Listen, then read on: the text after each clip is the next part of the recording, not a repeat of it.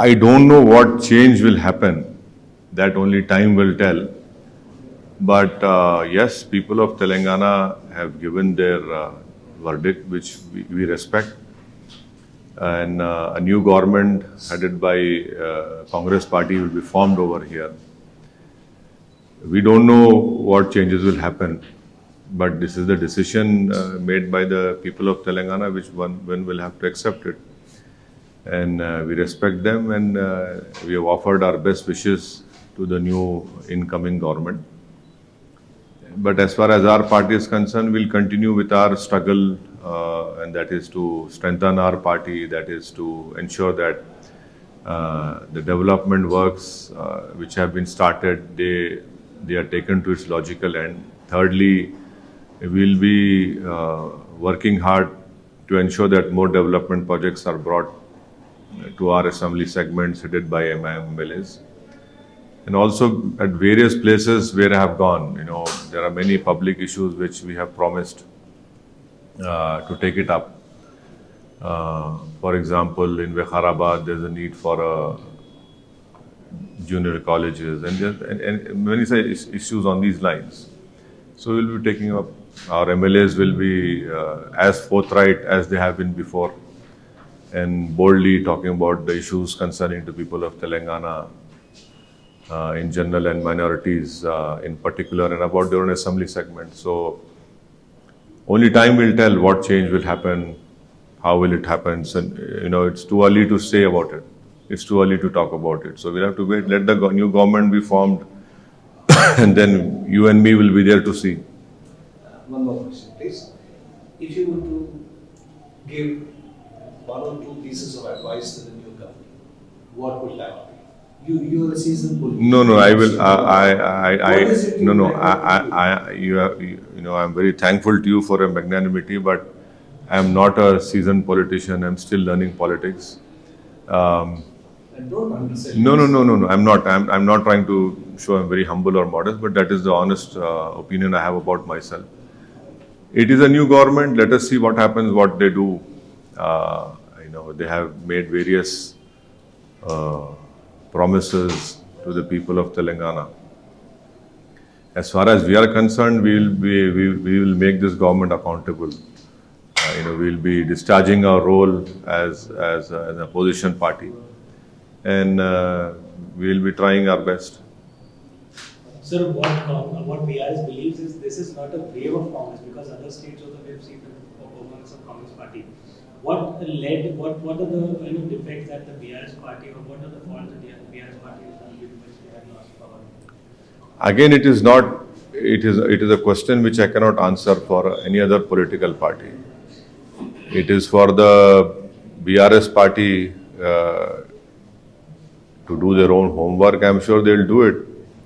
And they also know that what weaknesses were there, what needs to be corrected, and that is for them to decide. But I had called up the ex-Chief Minister, Mr. KCR, yesterday, and I offered my best wishes to him. And I hopefully, if I get time, I'll also go and meet him also, because I have a good relationship with him. I spoke to K.T. Ramarao also, and I told him that that this is the verdict, this is part and parcel of political life. And he said yes, he accepted it. He said yes, these are things which happen in politics. And he said that I feel that this is a great opportunity for KTR and Harish Rao to play an important role as an opposition party leaders. Let us see what happens. So yesterday BJP has won in Rajasthan. One MLA from Awam Mahal, sir, his name is Balmukund Acharya. He's called the officials, guided the officials today and told that no non-veg stalls नहीं होने चाहिए streets पर, sir. Officials को call करके बोल रहे कि non-veg stalls streets पर से हटाने चाहिए, नहीं होने चाहिए. इस पर क्या कहेंगे? नहीं, ये देखिए, ये गलत है. किसी को इख्तियार नहीं है. Freedom of expression means freedom of what you want to eat also. आप किसी को रोक नहीं सकते कि नॉन वेज स्टॉल नहीं रखेंगे, वेज स्टॉल रखना चाहिए। कैसा, कौन से कानून तहत करे? तो गैर गलत है ये, बिल्कुल फंडामेंटल राइट्स के खिलाफ है। आप आखिर किस बुनियाद पे आप बोलेंगे? क्या करना चाहेंगे आप? फिर वो लोग कहाँ पे अपना रोजगार तलाश करेंगे, कहाँ से अपना घर चलाएंगे? और उसमें क्या खाली मुसलमान है, उसमें गैर मुस्लिम भी हैं। अब मच्छी की दुकान है, अंडे की दुकान है, अंडा फ्राई की है, वो तो सब चलाते, वो लोग क्या करेंगे? तो ये तो गलत है, बिल्कुल गलत फैसला है उनका। और हम उम्मीद करते हैं कि इस तरह के जो डिसीजंस अगर लिए जाएंगे तो इससे तो आप पहले ही बेरोजगारी ज़्यादा है, गरीबी ज़्यादा है, कीमतें आसमानों को छू रही हैं, और ऊपर से आप खाने पे टारगेट कर रहे हैं। सर, अगर हम बात करें तेलंगाना की, बाकी के हिंदी हार्टलैंड स्टेट, राजस्थान, मध्य प्रदेश और छत्तीसगढ़ की, जहां हैदराबाद शहर के जेटीसी एरिया में कांग्रेस परफॉर्म नहीं कर पाई है, और उसी तरीके से इंदौर में भी उनका परफॉर्मेंस 0 रहा, रायपुर में परफॉर्मेंस 0 है, तो ये जो अर्बन एरिया में कांग्रेस का जो इस तरीके का परफॉर्मेंस है, यहाँ पर भी बीआरएस ने अच्छा परफॉर्म किया जेटीसी एरिया में, इसको कैसे देखते हैं? कांग्रेस रूरल में तो परफॉर्म कर पाई तेलंगाना में, लेकिन अर्बन में बिल्कुल भी उनको कोई सफलता हासिल नहीं। तो अगर आप देखेंगे तो यानी subject to correction vote percentage में 2% का फर्क है, 2%, राइट बालू साहब? दिस 2% वोट डिफरेंस है। It's not a big difference, but yes, in terms of seat that gets bigger, but vote percentage wise only 2% difference is there. Yes, it is a fact that Congress could not win in Hyderabad Parliament, in Secunderabad, in Malkajgiri also. So yes, that is a fact, and that is also a strength of MIM and BRS also, that they could win from there. So to make it very different, urban, rural, I don't think so that is correct, because end of the day, I can also say that when you have won here, why didn't you win in Vikharabad and in Tandur or Pargi? Or why couldn't you win in Ibrahimpatnam? So every area has a different challenge. All depends on candidates, what was the mood over there. But the fact is, yes, we also played an important role in that. Our party did play an important role in that. 24 का election सामने है sir, अगर हम Hyderabad parliamentary constituency की बात करें, आगे फिर से मेरा वही सवाल सर, वोटिंग परसेंटेज काफी कम, क्या sitting MP you and party president also you see it as a challenge in front of you, how to increase and how to approach the people and convince them to vote, exercise their vote, low voting percentage, very narrow margin से victories हो रही हैं, इसको कैसे देखते हैं और इसको कैसे आप कोशिश करेंगे कि इसको हम नहीं, लो पोलिंग परसेंटेज के कई वजूहात हैं। एक वजह यह है कि गैर ज़रूरी के हर बार सेंसिटिव के नाम पर पुलिस को, पैरामिलिट्री फोर्स को आप खड़ा कर देते हैं और बैरिकेड्स लगा देते हैं, रोड्स बंद कर देते हैं आप, और आप लोगों को निकल कर रोड जाने की तकलीफ हो जाती है उस दिन। तो वो एक वजह है। दूसरा वजह यह है कि हमारी कोई कमज़ोरी होंगी, हमको उसको दूर करना चाहिए। तीसरा यह है कि आवाम में भी थोड़ा इंटरेस्ट कम हो रहा है, छुट्टी मनाते उस दिन कि बाहर चले आते। तो ये अहम 3 चीज़ें। और चौथी चीज़ ये है कि पोलिंग बूथ जो है, मेरे को एक बात समझ में नहीं आ रही कि गवर्नमेंट के स्कूल्स जो है, गवर्नमेंट के स्कूल्स प्राइवेट बिल्डिंग में चल सकते हैं, तो पोलिंग बूथ प्राइवेट शादी खानों में क्यों नहीं आते भाई? कंप्लीटली मेरे को बिल्कुल ताजुब होता। इलेक्शन कमीशन ऑफ इंडिया को देखना चाहिए कि अगर पूरे इंडिया में गवर्नमेंट स्कूल प्राइवेट बिल्डिंग में चलते तो आप एक दिन के लिए क्यों नहीं लेते किसी मैरिज हॉल को? आप यानी एक जगह ले रहे आप और एक जगह पे 1100 वोट है, माने 2 कमरों को आप, इससे कम कमरा है और आप 2 बूथ, तो कहां पोलिंग परसेंटेज बढ़ेगा? आपके पास कई मैरिज हॉल्स है, आप लीजिए ना। ईसीआई को तो पैसा मिलता गवर्नमेंट ऑफ इंडिया से, बजट सैंक्शन होता, तो उनको चाहिए कि भाई जहां पे ऐसे मैरिज हॉल्स हैं या प्राइवेट हॉल्स हैं या बिल्डिंग्स हैं, आप एक दिन के लिए उनको लीजिए, एक दिन के लिए 4 दिन जो भी लीजिए, ताकि कम से कम लोग जाके वोट डाल सकें। और आज भी हम देखें कि कई बुजुर्ग लोग नहीं डाल सके वोट, क्योंकि उनको सहूलत ही नहीं जाने की वहां पे। और फिर आप एक कंडीशन लगाते हैं कि गाड़ी का दूर रोक देना, तो उससे भी वुमेन पोलिंग मुतासर होती। तो हमारे तरफ से जो भी कमजोरी है हम उसका सेल्फ इंट्रोस्पेक्शन कर रहे, और हम लोग मेहनत करेंगे हमारे असेंबली कॉन्स्टिट्यूंसी में जहाँ पे हमारे को लो पोलिंग परसेंटेज हुआ। जाहिर है हमारे में कोई कमजोरी रही होगी, उसको हम बराबर दूर करेंगे, मुलाकात करेंगे आवाम से।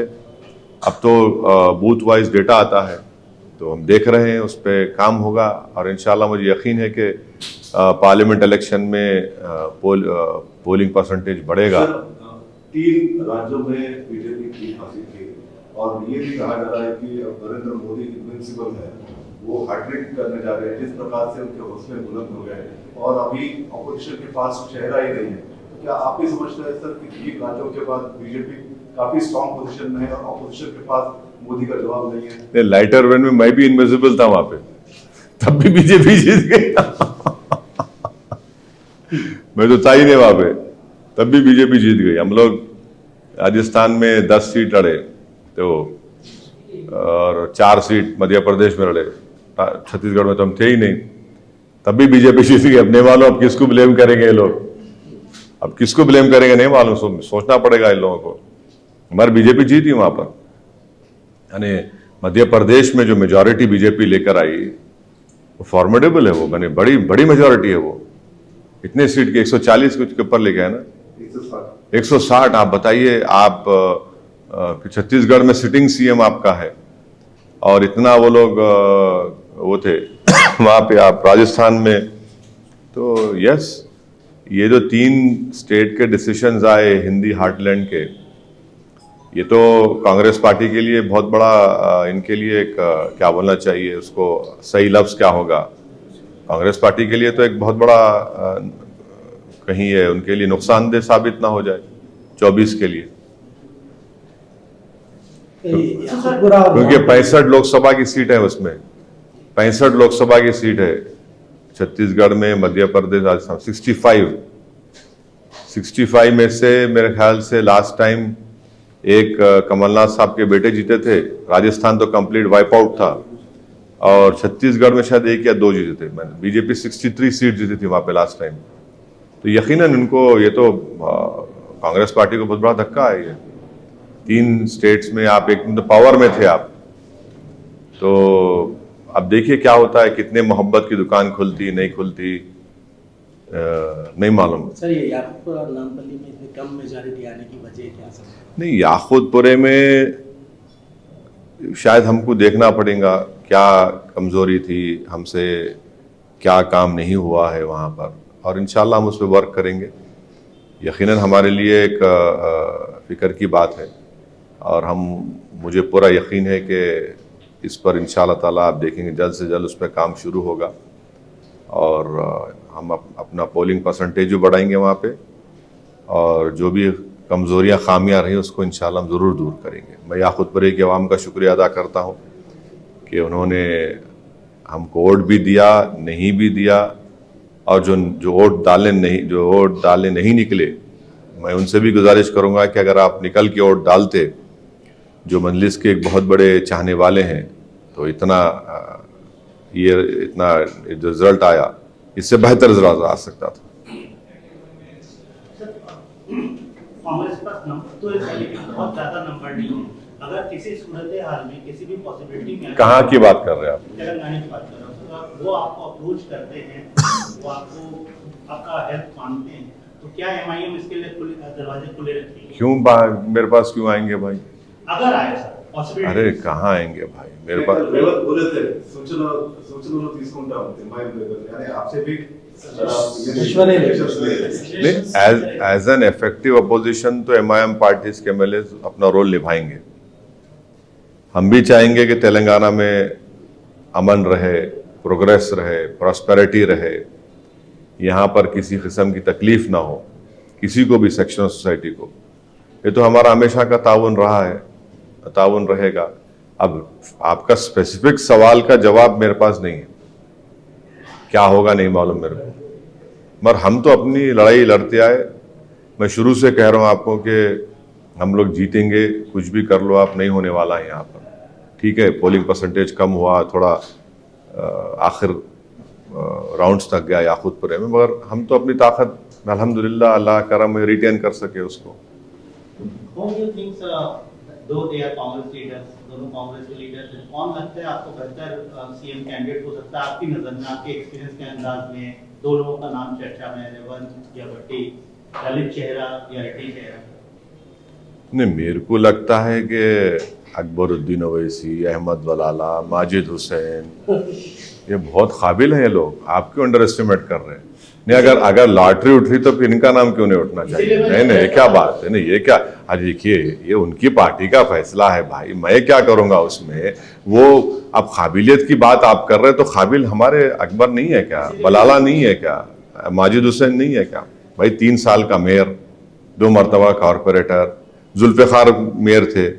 काबिलियत की बात करें तो आप काबिलियत में हम पीछे नहीं है। इसीलिए मेरा सवाल, पहला सवाल पे मैं जाऊंगा सर, मेरा सवाल ये था कि अगर उन्होंने आपको अप्रोच किया तो क्या रूलिंग पार्टी के साथ for people's welfare you will work together? नहीं, अब अप्रोच करेंगे नहीं करेंगे, अब आपको कोई बोले हैं तो मेरे को नहीं मालूम, मुझे को तो नहीं बोले। सर माइनॉरिटी का चेहरा उनके पास अभी फिलहाल तो नहीं दिख रहा है सर, तो अगर आपको अप्रोच करते हैं तो क्या करने के लिए? माइनॉरिटी आपको दिख रहा है माइनॉरिटी का चेहरा हूं मैं इंडिया का चेहरा हूं, मैं भारत हूं। आप गैर जरूरी मेरे खानों में बांट रहे हैं हम लोग, हमारे को आप मत बांटिए खानों में। Sir, after yesterday's Muslim representations, BJP has become stronger in North India and Central India, and the Congress Party has become stronger, and India Alliance, Congress Party has become stronger in the southern states. So, in the coming elections, will it be a North versus South battle in the parliament? No. Don't ever do that. This is what BJP wants. And it is wrong to say that Congress is strong in South. You see, there is only 2% vote difference in Telangana. And in Karnataka, we don't know what will be the result when parliament elections take place.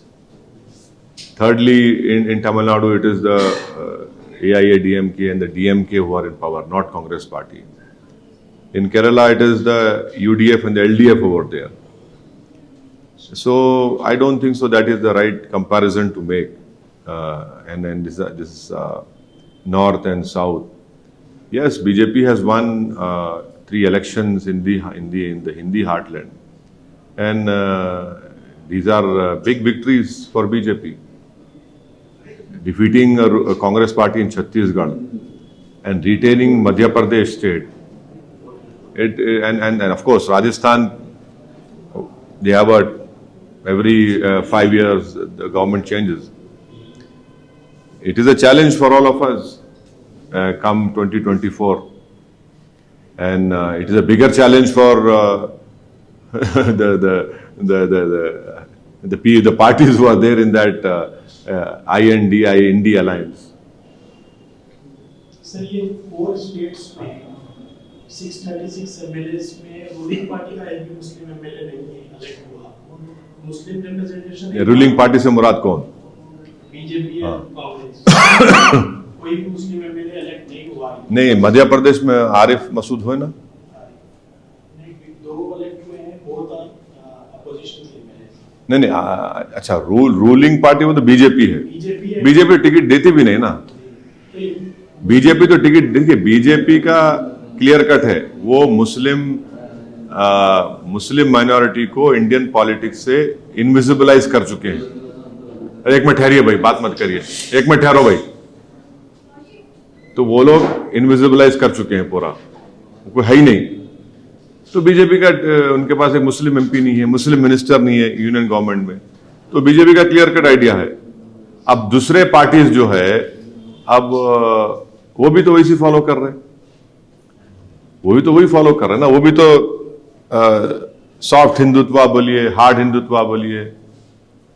अब कमलनाथ साहब का Madhya Pradesh statement था कि राजीव गांधी ने बाबरी मस्जिद के ताले खोले। अब आपके घर को लॉक पड़ गया, मध्य प्रदेश में आपके घर को लॉक पड़ गया। अब इनको सोचना चाहिए। छत्तीसगढ़ में आप बड़े बड़े धर्म संसद कराए, आप कराइए। अब आप ये चीज़ें हैं, ये देखना पड़ेगा। तो ये तो है।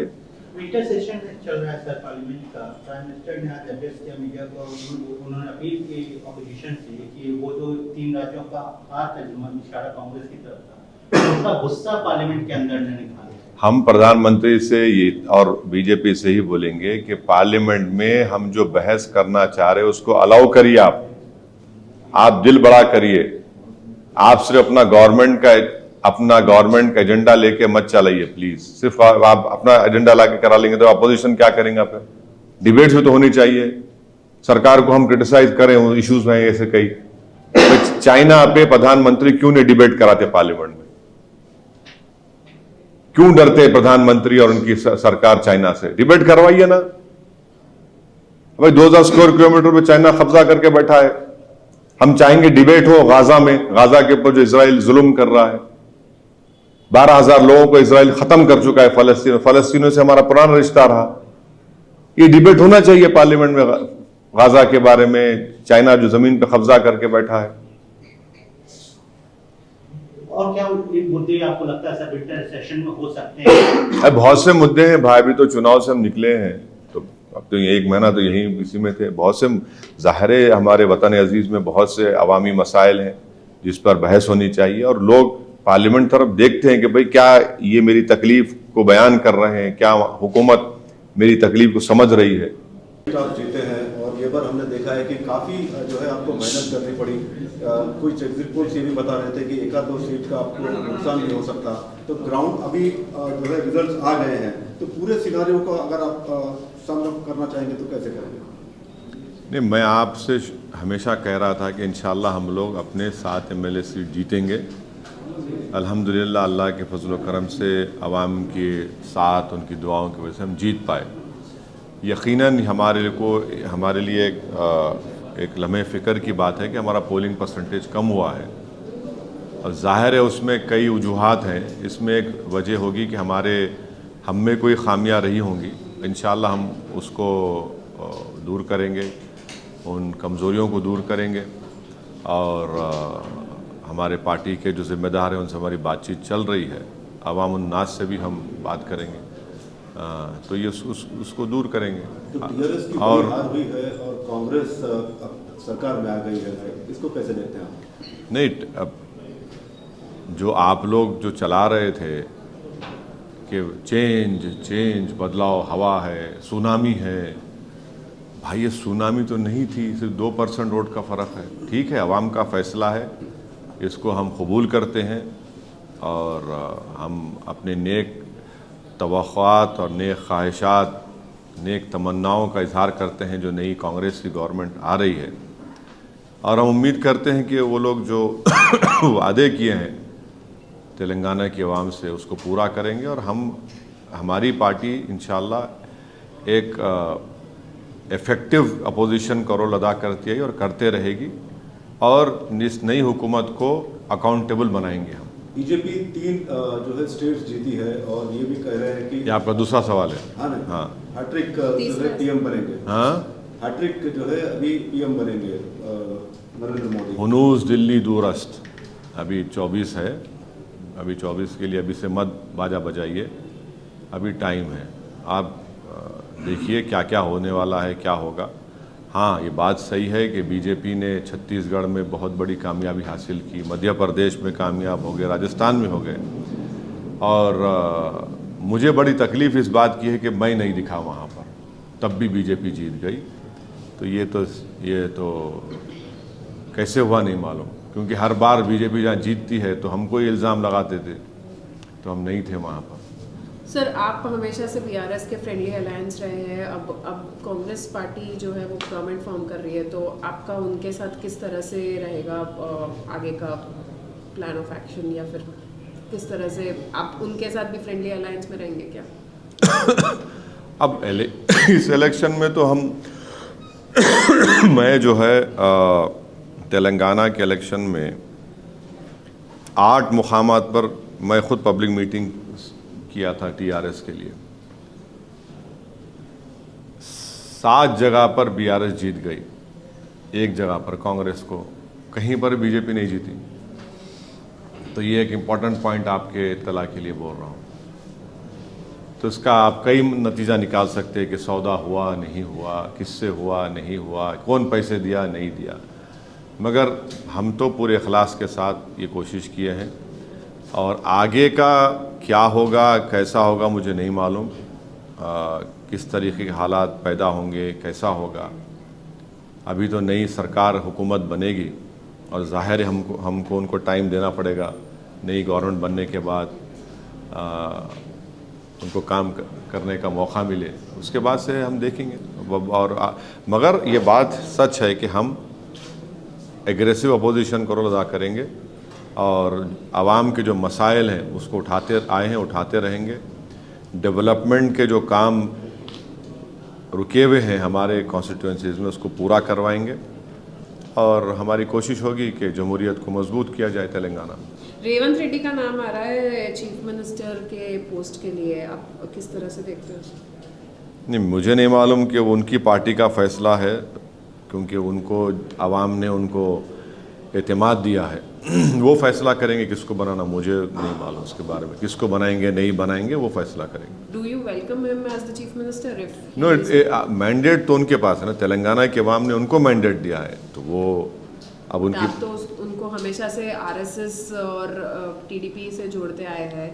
सो अब अगर वो चीफ मिनिस्टर बने तो do you see any sort of alliance or anything going further with them? नहीं, अभी ये तो अभी तो सरकार बनी नहीं।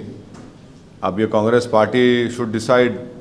The people of the Telangana have given them the mandate. It is for them to decide who they want to make a CM, and we will ensure that Telangana remains on the path to progress.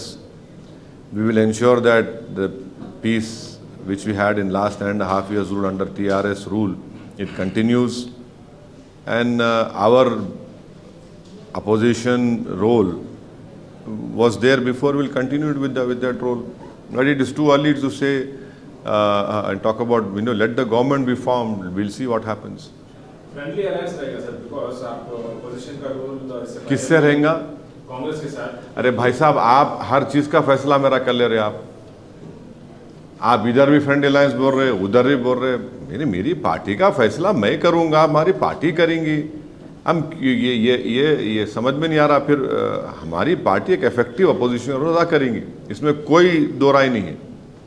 नई हुकूमत आई है, हम चाह रहे थे कि दोबारा केसीआर बने, अवाम ने कुछ और फैसला लिया, अल्लाह का फैसला हम कबूल करते।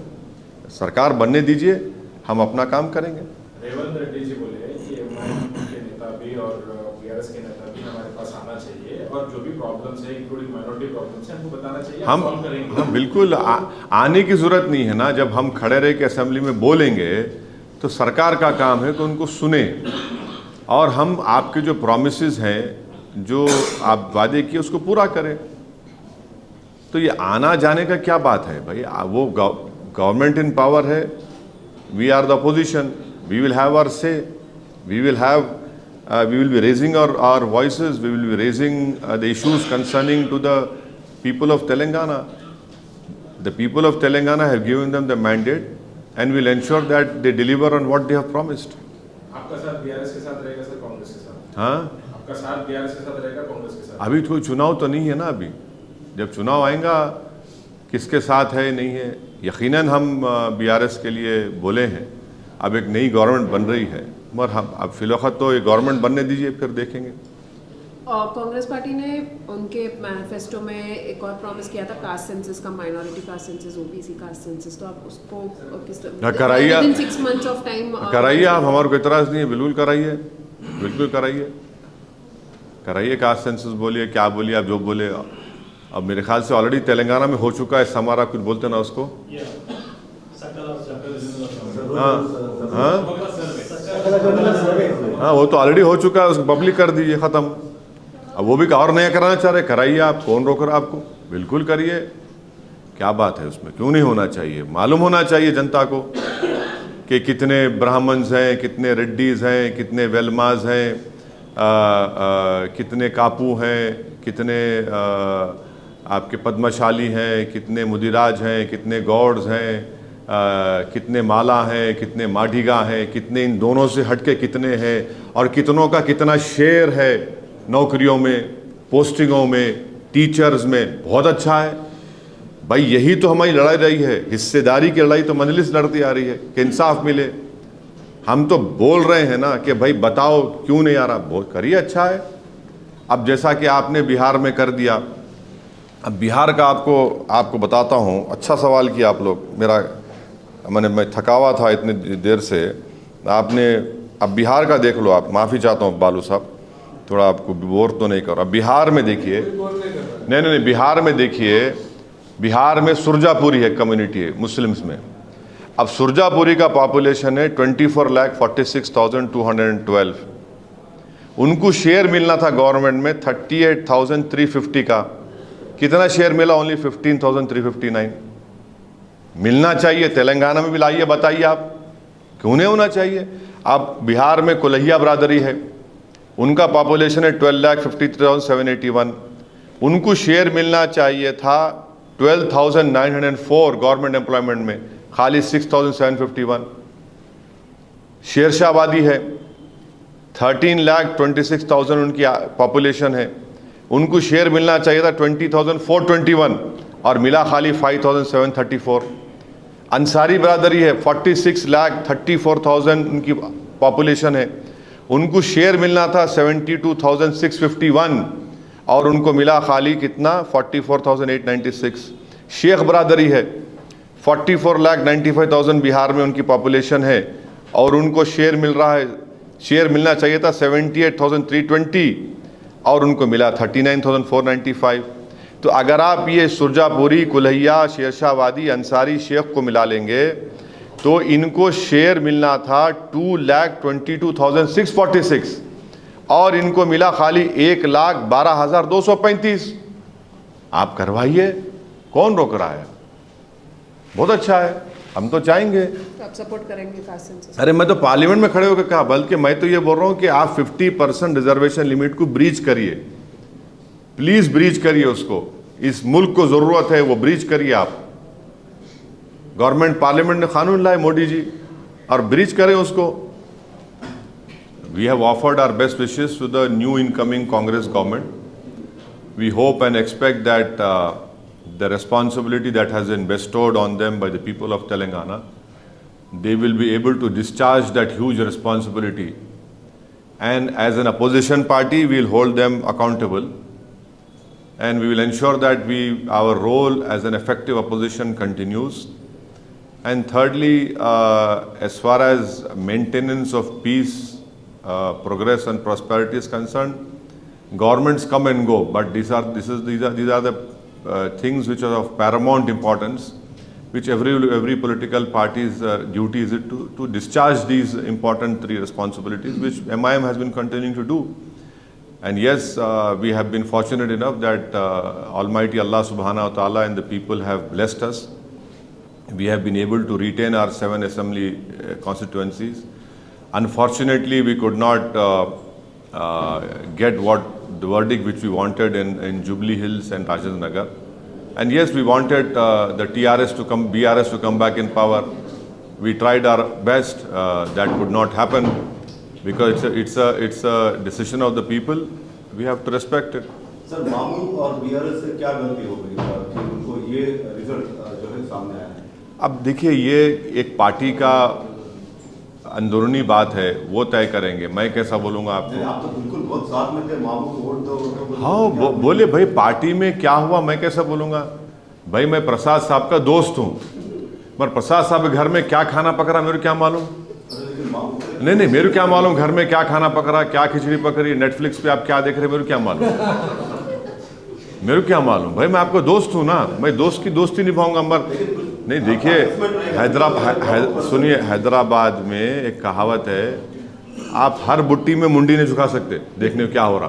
तो मेरा काम नहीं है, मैं आपका दोस्त हूँ, आपका दोस्त था, रहूँगा। मैं तो कल KT रामाराव साहब से बात किया बहुत देर तक, और उनको मैं बोला कि भाई आप हौसले बुलंद रखिए। बोले बिल्कुल असद भाई, मैं इसका आवाम का फैसला है। और मैं उनको बोला मतलब एक आपके लिए एक बेहतरीन अपॉर्चुनिटी है आपके लिए, हरीश राव के लिए, कि आप बेहतरीन अपोजिशन रोल अदा करिए और जाइए। अपने पॉलिटिकल डेस्टिनी अब आपके हाथ में है। और मैं एक्स सीएम से भी कांटेक्ट करने की कोशिश किया तो मालूम हुआ वो वक्त देंगे तो उनसे भी जाके मिलूंगा मैं। देखिए ऐसा है ना कि ये इलेक्शन होते जाते मगर इंसानी ताल्लुकात तो अपनी जगह पर रहेंगे। कांग्रेस भी आपके पुराने दोस्त है, अभी ये भी कहा जा रहा है कि अगर वक्त मिला, वक्त आने पर, मौका मिलने पर एमआईएम जो है कांग्रेस के साथ भी जो है कंधे से कंधा मिला सकती है। नहीं, आपसे सुन रहा हूँ मैं, मेरे को नहीं मालूम। आपको लगता है सर कि बीजेपी विकल्प साबित होगी बीआरएस की? जिस तरीके से ग्रोथ हुआ है, पिछला परसेंटेज से डबल परसेंटेज से ज्यादा होगा। कांग्रेस के लिए विकल्प साबित नहीं हो सकती। आप क्यों समझ रहे? आप ये क्यों समझ रहे कि कांग्रेस के लिए विकल्प साबित नहीं हो सकती? रीजनल पार्टीज जो है ना वो रहने वाली हैं। अब नेशनल पार्टीज अगर हार रही हैं बीजेपी के खिलाफ तो उसका क्या होगा? मध्य प्रदेश में, छत्तीसगढ़, राजस्थान में। तो ये तो सबको सोचना पड़ेगा ना, सिर्फ एक पार्टी को तो नहीं है, हमको भी सोचना पड़ेगा। हम तो बोल रहे थे हमारे चुनाव में, आप मेरे भाषण सुनिए, आशीष फॉलो करे, प्रसाद साहब, आप लोग सब, मैं बोल रहा था निज़ामबाद, मैं आपको बोल रहा था मधोल, नहीं निज़ामबाद बोल रहा था मैं, मधोल बोल रहा था, निर्मल बोल रहा था मैं, जहीरा नहीं आपको करीमनगर बोल रहा था। ऐसे कई कॉन्स्टिट्यूंसी में पब्लिकली बोल रहा था।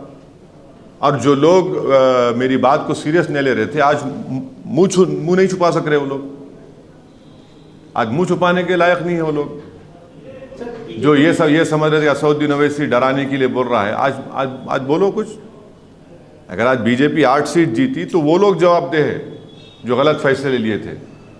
इसी से लगा हुआ सवाल है सर, यूनाइटेड आदिलाबाद में, यूनाइटेड निजामाबाद में बीजेपी ने अच्छा परफॉर्म किया है। जिन इलाकों की आपने बात की, इलाके इन जिलों में आते हैं, क्या वजह है बीजेपी का ग्रोथ यहाँ पर इन महाराष्ट्र से लगे हुए बॉर्डरिंग इलाकों में या जिलों में हुआ है? नहीं, कामारेड्डी कितना दूर है महाराष्ट्र से भाई। हाँ, मधोल करीब है, नांदेड़ से बहुत करीब है। निर्मल भी आप बोल सकते हैं 120 किलोमीटर है। बोध की सीट है ना, वो भी एक है, करीब है, मगर इससे महाराष्ट्र ताल्लुक नहीं है। बीजेपी को आपको एक्सेप्ट करना पड़ेगा, एक चैलेंज है वो।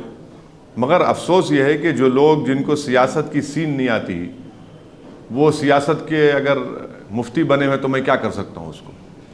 ये किसकी तरफ? हाँ, नहीं, इशारा नहीं है, नहीं, मैं किसी पे इशारा नहीं कर रहा हूँ, उंगली उठा रहा हूँ। मगर मैं, देखिए, जहाँ तक मेरी बात है, मैं अपने हर कम से कम 80-90 मेरे भाषण हुए, मैं बराबर इन चीज़ों पर निशानदेही कर रहा था।